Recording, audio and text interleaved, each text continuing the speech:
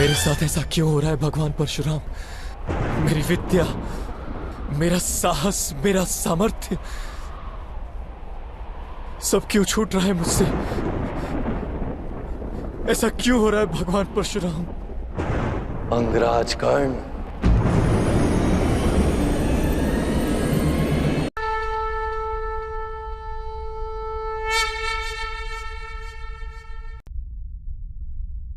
भगवान परशुराम के शब्दों को स्मरण कीजिए।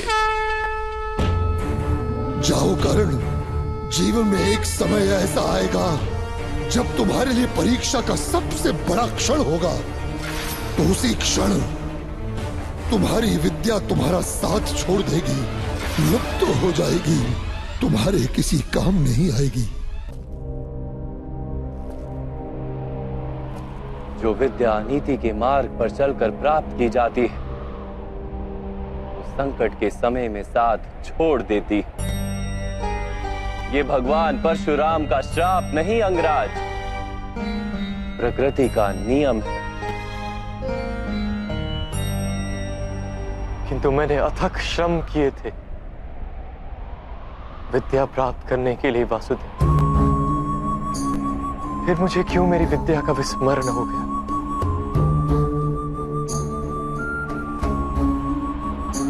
विद्या प्राप्त करने का प्रयत्न आपने क्यों किया था अंगराज? क्या विद्या का महत्व जाना था आपने? क्या विद्या प्राप्त करके समाज को लाभ देने की इच्छा थी आपके हृदय में? या केवल अपने अपमान का प्रतिशोध लेने हेतु आपने विद्या प्राप्त की? जब ज्ञान को मनुष्य साधन मानता है, किसी अन्य वस्तु को प्राप्त करने हेतु ज्ञान ग्रहण करने निकलता है,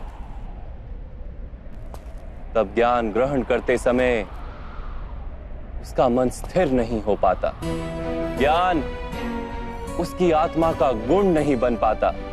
जो व्यक्ति अमूल्य ज्ञान का मोल जानकर ज्ञान प्राप्त करता है, वो उत्तम बन जाता है। किंतु जो व्यक्ति कुछ और प्राप्त करने के आशय से ज्ञान प्राप्त करता है, वो जीवन भर श्रेष्ठ बनने की स्पर्धा में लगा रहता है, किंतु उत्तम नहीं बन पाता। आपने भी ज्ञान प्राप्त किया किसी आशय से, भगवान की शरण में रहकर भी आपका मन शांत नहीं हुआ। आप प्रतियोगिता करते रहे कहीं दूर बैठे अर्जुन के साथ। मैं लौटूंगा, पर इतना विश्वास दिलाकर जाता हूँ कि मैं भारतवर्ष का सबसे श्रेष्ठ धनुर्धर बनकर लौटूंगा और आपके सभी शिष्यों से श्रेष्ठ बनूंगा मैं। ज्ञान प्राप्ति का आपका आशय ही अनुचित था, तो इस विद्या का विस्मरण कैसे नहीं होता अंगराज? कैसे नहीं करता मैं प्रतियोगिता वासुदेव? कैसे समझौता कर लेता अपने जीवन के साथ? ये समाज निरंतर ही मेरी संभावनाओं को कुचलता रहा है, मेरी शक्ति को सम्मान नहीं दिया, मेरे स्वप्नों को स्वीकार नहीं किया, सदा ही सूत पुत्र कहकर अपमानित करता रहा है मुझे। अपने पिता की बात मान लो, क्योंकि उन्हें ज्ञान है कि सूत में सामर्थ्य नहीं होता।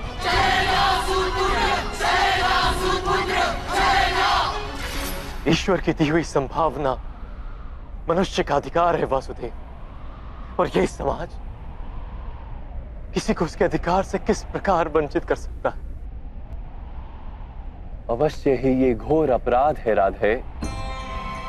जाति पाति का भेद करना और इन मिथ्या भेदों के आधार पर किसी मनुष्य को या समाज के किसी भाग को अधिकार से, अवसर से, संपत्ति से या सम्मान से वंचित रखना मानवता के विरुद्ध है। तो फिर मेरा क्या दोष है वासुदेव? यदि मेरे मन में असंतोष जन्मा, यदि मैंने प्रतियोगिता की, यदि मैंने बलपूर्वक अपना अधिकार प्राप्त करने का प्रयत्न किया, तो मेरा क्या दोष है वासुदेव? आपको जो दुख और अपमान मिले वो वास्तविक थे, किंतु आप उन्हें अवसर बना लेते तो समाज का उद्धार होता, और आपका कल्याण होता। आप जैसे शक्तिमान मनुष्य का आधार यदि अन्य शोषित और पीड़ित लोगों को मिल जाता तो कितने जीवन सुख से भर जाते। आपके पास संभावना भी थी, सामर्थ्य भी था और उस पीड़ा का अनुभव भी था, किंतु आपने अपना जीवन उन्हें समर्पित नहीं किया। आपने अपना जीवन समर्पित कर दिया दुर्योधन को, जिसके पक्ष में केवल अधर्म था और कुछ नहीं।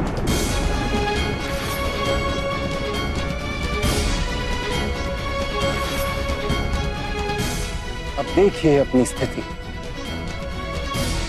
आप दुर्योधन के पक्ष में खड़े रहे, आप पांचाली के वस्त्र हरण जैसे पाप के भागी बने। आप अपनी माता का सम्मान नहीं कर पाए, अपने ही भाइयों के 2-2 पुत्रों की हत्या की आपने, और आज अपना धर्म गंवाकर, अपनी विद्या गंवाकर, अपना संतोष गंवाकर अपने ही अनुज के हाथों मरने के लिए सज खड़े।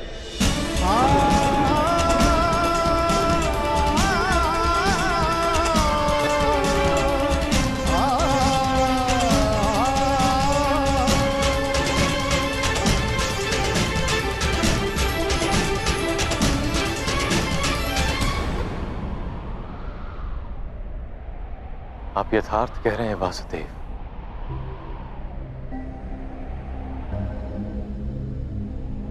किंतु मैं मित्र दुर्योधन के उपकारों का विस्मरण नहीं कर सकता। कौन सा उपकार राधे? क्या आपसे मित्रता करने के पश्चात दुर्योधन ने समग्र हस्तिनापुर के सूतों और पीड़ित मनुष्यों को विद्या का अधिकार दे दिया? क्या उसने सारे पीड़ित और शोषित समुदाय को अपना लिया?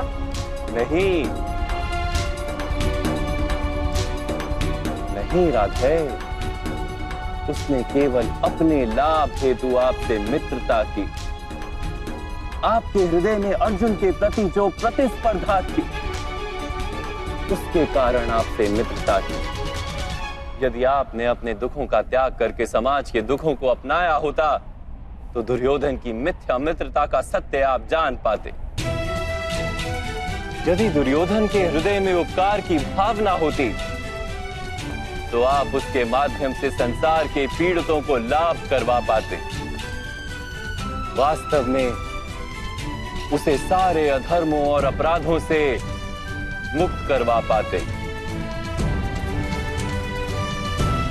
किंतु आपने सत्य जाना ही नहीं। आप पर किए गए उपकारों का वास्तव में कोई मूल्य ही नहीं था। मैंने जीवन भर पीड़ितों और वंचितों को दान दिया है वासुदेव। अपनी संपत्ति में से अपने पास कुछ भी नहीं रखा। धन दान का वास्तविक लाभ दानी को होता है, दान प्राप्त करने वाले को नहीं। आपने यदि अपने सामर्थ्य का उपयोग अपने जैसे पीड़ितों को स्वतंत्रता दिलाने के लिए किया होता तो सबको लाभ होता राधे। आप कहते हैं कि समाज ने आपकी संभावनाओं का नाश कर दिया, किंतु ईश्वर द्वारा दी गई उन संभावनाओं का मूल्य तो आपने जाना ही नहीं।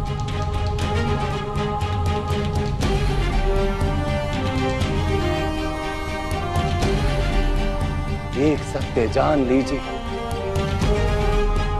जो व्यक्ति समाज के लिए जीता है उसे स्वयं भी लाभ होता है, किंतु जो व्यक्ति केवल अपने लिए जीता है वो स्वयं को और समाज को दोनों को हानि पहुंचाता है। कुरुक्षेत्र में आज जो विध्वंस हो रहा है उसका कारण ना दुर्योधन है और ना ही मामा श्री शकुनी। ये पाप 3 महारथियों का है, महामहिम भीष्म, गुरु द्रोण और आप राधे।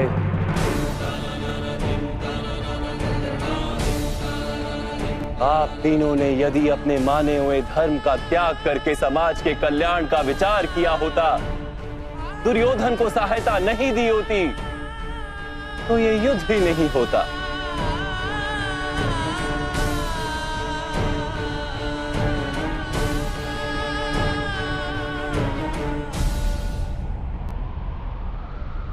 आप उचित कह रहे हैं वासुदेव।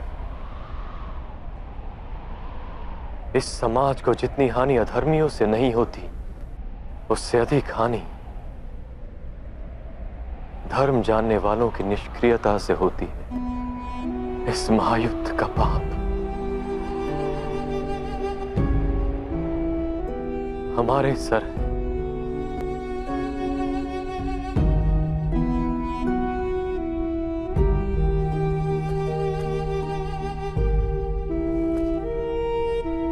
अब समय है राधे, अपने दुखों को भूल जाइए, अपने अधर्म का त्याग कीजिए और अपनी मृत्यु को स्वीकार कर लीजिए। इसी में समाज का और आपका कल्याण है राधे।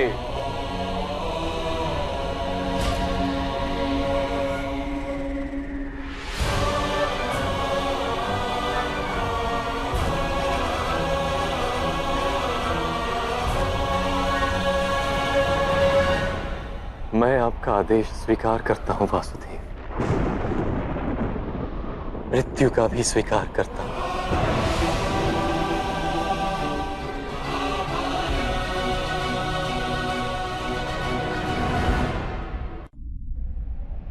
मेरी माता कुंती से कहिएगा कि वो मुझे क्षमा कर दे, और पांचाली से कहिएगा मैंने अपना रक्त बहाया है, उसके अपमान के लांछन को धोने के लिए। बस एक प्रश्न है वासुदेव, क्या मेरे सामर्थ्य का परिचय कभी भी नहीं हो पाएगा?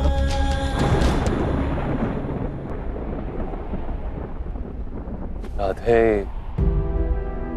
जब आपके हाथ में धनुष नहीं, आपके रथ का पहिया भूमि में धंसा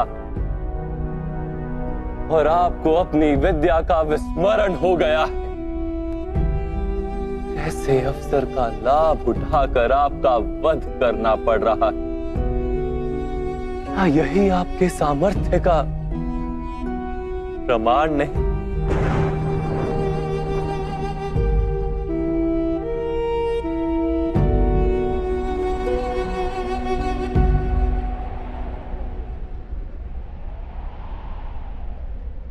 आ